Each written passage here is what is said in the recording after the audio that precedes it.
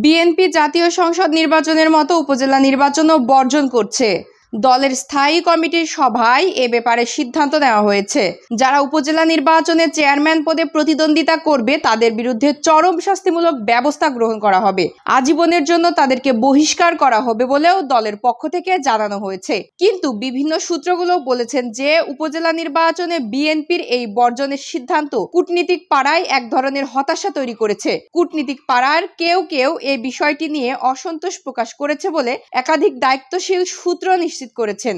মার্কিন যুক্তরাষ্ট্র সহ পশ্চিমা দেশগুলো চায় বিএনপি নির্বাচনে অংশগ্রহণ করুক, নির্বাচনটি প্রতিদ্বন্দ্বিতাপূর্ণ হোক এবং সেই নির্বাচনে যদি কেউ বাধাগ্রস্ত করে, কারচুপি করে বা অবৈধ হস্তক্ষেপ করে তখন তারা এ বিষয়ে হস্তক্ষেপ করতে পারবে এবং যারা অবাধ, সুষ্ঠু ও নিরপেক্ষ নির্বাচন বাধাগ্রস্ত করবে তাদের বিরুদ্ধে যথাযথ ব্যবস্থা গ্রহণের উদ্যোগ গ্রহণ করতে পারবে।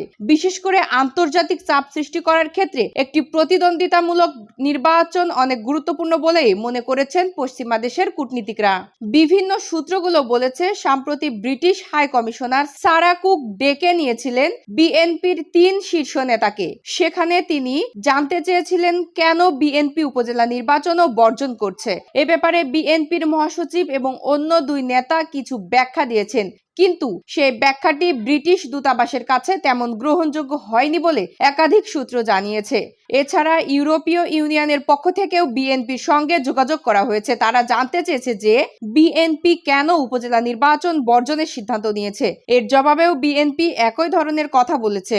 বিএনপি উপজেলা নির্বাচন বর্জনের কারণ হিসেবে বলেছে যে প্রথমত এই নির্বাচন কমিশন নিরপেক্ষ নয় এবং তারা অবাধ, সুষ্ঠু এবং নিরপেক্ষ নির্বাচন আয়োজনে সক্ষম নয় বলে বিএনপির দাবি। সে কারণে তারা নির্বাচন বর্জন করেছে। দ্বিতীয়ত বিএনপির নীতিগত অবস্থান হয় যে তারা বর্তমান সরকারের অধীনে কোনো নির্বাচন করবে না। সেই অবস্থানের কারণে তারা উপজেলা নির্বাচনও বর্জন করছে। তৃতীয়ত তারা মনে করছে যে ৭ জানুয়ারি নির্বাচন আসলে সঠিক হয়নি এবং এই নির্বাচনের মাধ্যমে গঠিত সরকারও বৈধ নয়। এ কারণে তারা ভাষায় অবৈধ সরকারের অধীনে নির্বাচনে যাওয়াটাকে সঠিক মনে করছে না। কিন্তু পশ্চিমা দেশের কূটনীতিকরা বিএনপির এই ৩টি যুক্তির একটিকেও আমলে নিতে রাজি নন।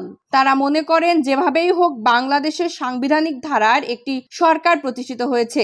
বিএনপি যদি নির্বাচনে অংশগ্রহণ করত তাহলে বোঝা যেত ৭ জানুয়ারি নির্বাচন কতটুকু সুষ্ঠু এবং অবাধ হয়েছে। তাছাড়া পশ্চিমা দেশের কূটনীতিকরা মনে করেন উপজেলা নির্বাচন দলীয় প্রতীক হচ্ছে না।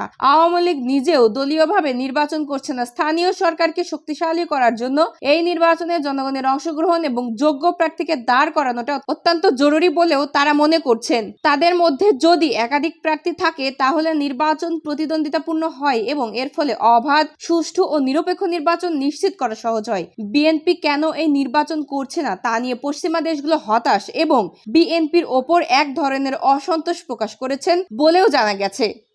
ডেস্ক রিপোর্ট, দ্রুত খবর।